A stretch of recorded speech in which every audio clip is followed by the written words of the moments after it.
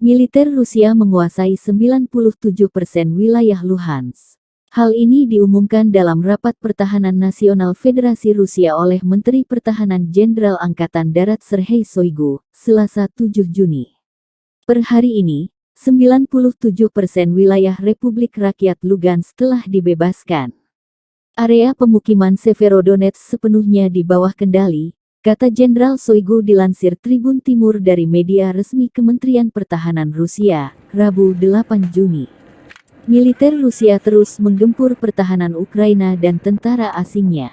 5 hari terakhir, 126 prajurit angkatan bersenjata Ukraina menyerah. Jumlah total prajurit Ukraina yang menyerah termasuk tentara bayaran adalah 6.489 orang, kata Jenderal Shoigu. Di Mariupol, pasokan air dan listrik ke daerah pemukiman dipulihkan secara bertahap, jalan-jalan dibersihkan. Зарубежной военной техники, в том числе 12 боевых бронированных машин, 21 155 миллиметровая гаубица, 2 РСЗО и 16 беспилотных летательных аппаратов. За 5 дней в плен сдались 126 военнослужащих вооруженных сил Украины. Их общее количество составляет 6489 человек. На освобожденных территориях Донбасса продолжаются мероприятия по налаживанию мирной жизни. В Мариуполе поэтапно восстанавливается водо- и электроснабжение жилых кварталов, расчищаются улицы, начали функционировать первые социальные объекты.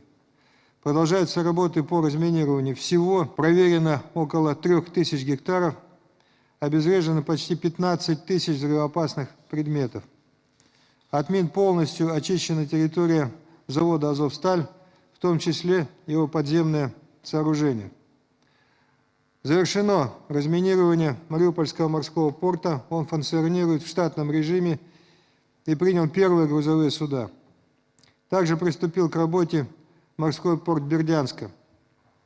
По поручению Верховного Главнокомандующего готовы к погрузке зерна в этих портах. В штатном режиме функционирует самая крупная в Европе Запорожская атомная электростанция, которая способна вырабатывать до половины всех мощностей атомной генерации Украины. Продолжается бесперебойная работа 33 угольных шахт, 2 нефтяных и 14 газовых месторождений, перешедших под контроль Луганской и Донецкой народных республик в ходе специальной военной операции.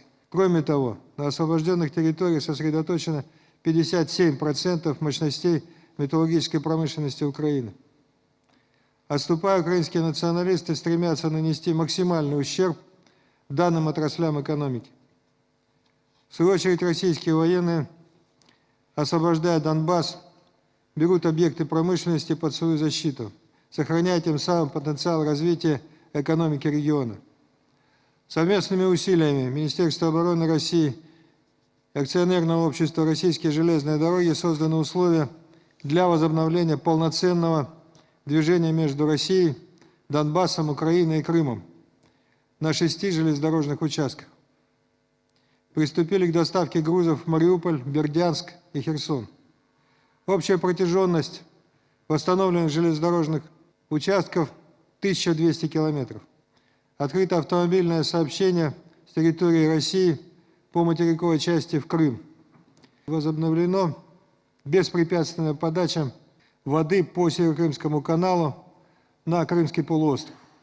Восстановление транспортной инфраструктуры и подачи воды создает благоприятные условия для развития агропромышленного комплекса на освобожденных территориях. Его потенциал в среднем составляет 10 миллионов тонн зерновых культур в год, а по овощным культурам 1,4 миллиона тонн. Активно оказывается гуманитарная помощь населению освобожденных городов. Мирным жителям передано более 27 тысяч тонн грузов, среди них продукты питания, предметы первой необходимости и медикаменты. Продолжим восстанавливать социальные объекты и налаживать мирную жизнь на подконтрольных территориях. Далее. 1 июня в войсках начался летний период обучения. Ему предшествовала большая подготовительная работа. Проведено более 9 тысяч мероприятий, в числе которых сборы различного уровня, инструкторско-методические и показные учения, а также ремонт и модернизация учебно-материальной базы. В ходе летнего периода обучения особое внимание Terima kasih sudah nonton. Jangan lupa like, subscribe, dan share ya.